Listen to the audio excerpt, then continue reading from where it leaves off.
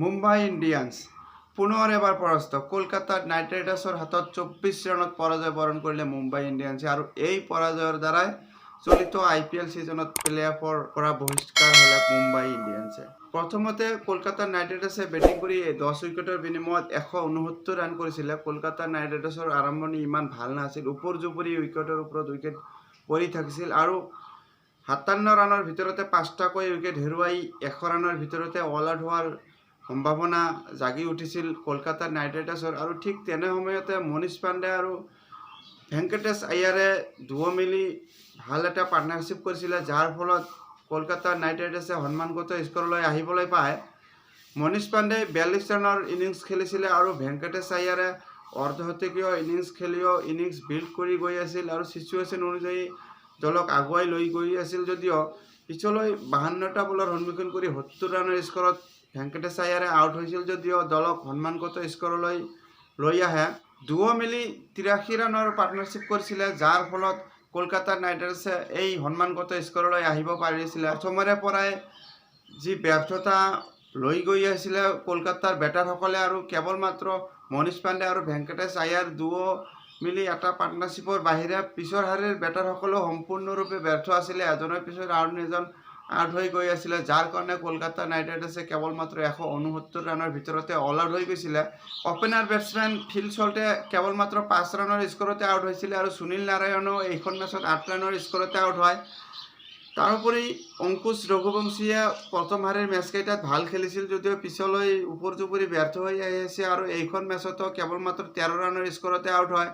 আৰু ৰিংকু সিঙো ফৰ্মলৈ দেখা যোৱা নাই এই ছিজনত। ৰিংকু সিং কেৱল মাত্ৰ 9 ৰানৰ স্ক'ৰতে আউট হৈছিল আৰু শ্ৰেয়স আয়াৰো 6 ৰানৰ স্ক'ৰতে আউট হয়। অধিনায়ক হিচাপে লিডাৰশ্বিপ দেখুৱাই এটা ইনিংছ বিল্ড কৰিব লগা আছিলে, কিন্তু ওপৰ জুপৰি আগশাৰীৰ বেটাৰসকলে ব্যৰ্থ হোৱাৰ পিছতো 6 ৰানৰ স্ক'ৰতে আউট হয় আৰু আন্দ্ৰে ৰুছেলে ফিনিচিং দিব নোৱাৰা হ'ল, 7 ৰানৰ স্ক'ৰতে আউট হয়। আৰু ৰমনদীপ সিং যি অলৰাউণ্ডাৰ হিচাপে ভাল খেলি আছিলে আৰু সেই ৰমনদীপ সিঙো কেৱল মাত্ৰ 2 ৰানৰ স্ক'ৰতে আউট হয়। আৰু ইয়াৰ মূলতেই আছিল মুম্বাই ইণ্ডিয়ানছৰ বলাৰসকলৰ ভাল প্ৰদৰ্শন। যশপ্ৰীত বুমৰাহে যি বলিং প্ৰদৰ্শন কৰিছে সেয়া প্ৰশংসনীয় আছিলে আৰু অনাগত দিনত যিহেতু ভাৰতীয় দলে T20 ৱৰ্ল্ড কাপ খেলিবলৈ যাব আৰু বুমৰাৰ এই প্ৰদৰ্শনে ভাৰতীয় দলৰ কাৰণে ভাল খবৰ। বুমৰাহে প্ৰত্যেকটো মেচতে প্ৰায় দেখা গৈছে যে 6ৰ তলত ইকনমি ৰেটত ৰান খৰচ কৰি আহিছে আৰু এইখন মেচত কেৱল মাত্ৰ 4.70 ইকনমি ৰেটত ৰান খৰচ কৰি 3টাকৈ গুৰুত্বপূৰ্ণ উইকেট দখল কৰিছে। বুমৰাৰ এই প্ৰদৰ্শনৰ কাৰণে কলকাতা দলেও ওপৰ জুপৰি উইকেট হেৰুৱাই আছিল আৰু কম ৰানৰ ভিতৰতে থমকি গৈছিল। বুমৰাৰ লগত ভাল সহযোগিতা আগবঢ়াইছিল শ্ৰীলংকান ফাষ্ট বলাৰ নুৱান থুছেৰা। নুৱান থুছেৰাও ৰান বেছিকৈ খৰচ কৰিছিল যদিও 3টা গুৰুত্বপূৰ্ণ উইকেট লৈছিল। তাৰোপৰি হাৰ্দিক পাণ্ডিয়া এইখন মেচত 2টা উইকেট লোৱা দেখা গৈছিল যদিও ইকনমিকেল বলিং কৰিব নোৱাৰা আছিল আৰু 4 অভাৰৰ স্পেলত 44 ৰান ব্যয় কৰিছিল আৰু 2টা গুৰুত্বপূৰ্ণ উইকেট লৈছিল।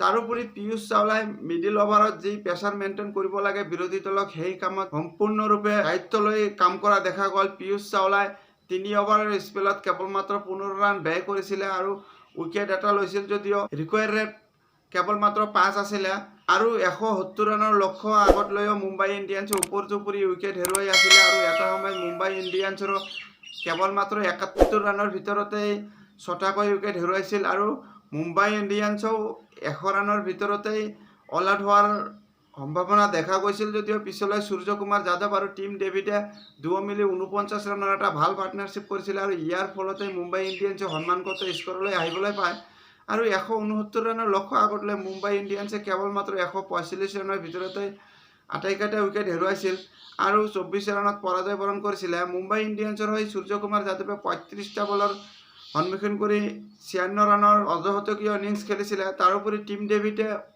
কেৱল মাত্ৰ 24 ৰান সংগ্ৰহ কৰিছিলে আৰু সূৰ্যকুমাৰ যাদৱ আৰু টিম ডেভিডৰ বাহিৰে বাকী সকলো বেটাৰসকলে ব্যৰ্থ হৈছিলে।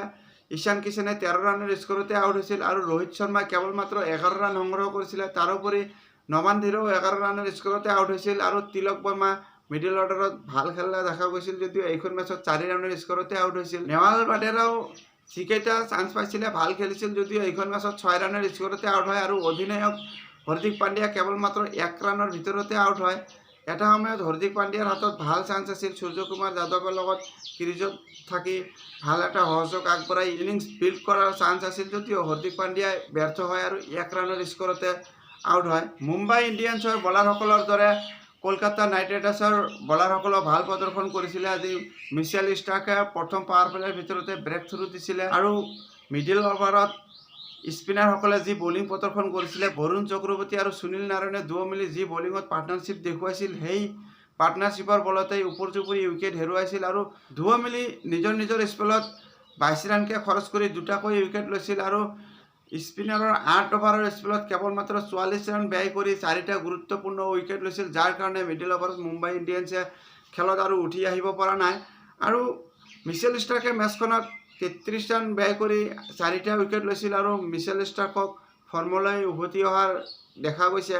তাৰোপৰি আন্দ্ৰে ৰাছেলেও 30 ৰান ব্যয় কৰিছিল যদিও 2টা গুৰুত্বপূৰ্ণ উইকেট লৈছিল আৰু দলৰ জয়ৰ কাৰণে এয়া যেন যথেষ্ট আছিলে। আজিলৈ মেটচ প্ৰিভিউ এয়াই আছিল। ভিডিঅ'খন চাই ভাল পালে লাইক আৰু ছাবস্ক্ৰাইব কৰিব। ধন্যবাদ।